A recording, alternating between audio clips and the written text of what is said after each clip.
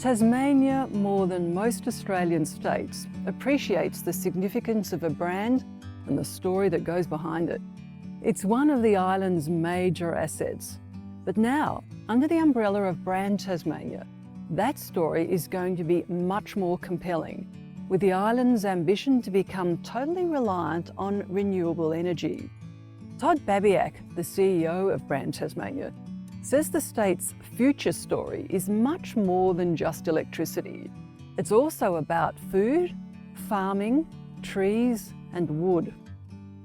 One of our jobs is to bring more value to everything Tasmanian. For about 10 years, I worked in place branding, and place branding was really about bringing focus and discipline to our economic development, our cultural and our social efforts, so that we're all telling a singular story, using it not only to make decisions, but to sell whatever it is we're building, to invite people to be a part of what we're doing, and to really unite and inspire a community.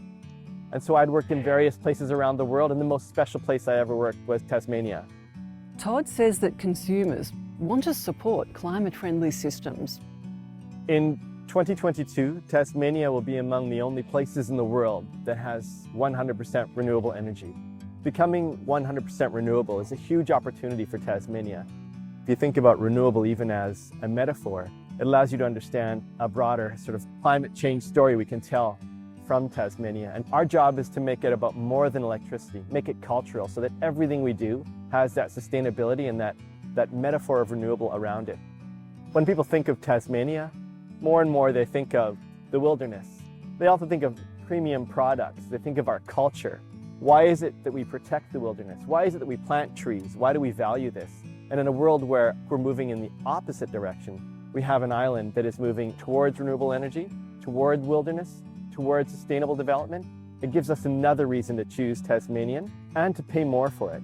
And timber is a big part of that.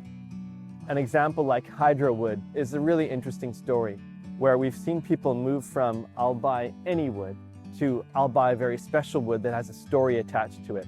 I'm certainly compelled to pay more for that. Being small often has disadvantages.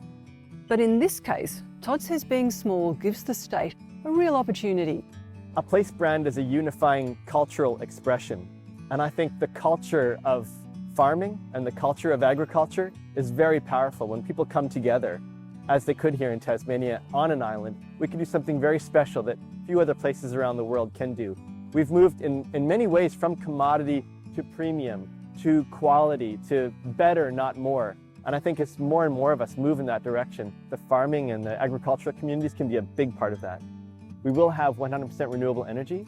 We can also have zero net emissions on farms through methods like planting trees. And so we could actually deliver the product that the whole world is looking for. So I think in 10 or 20 years, if our job is to bring more value to everything Tasmanian, this is a key way to do it.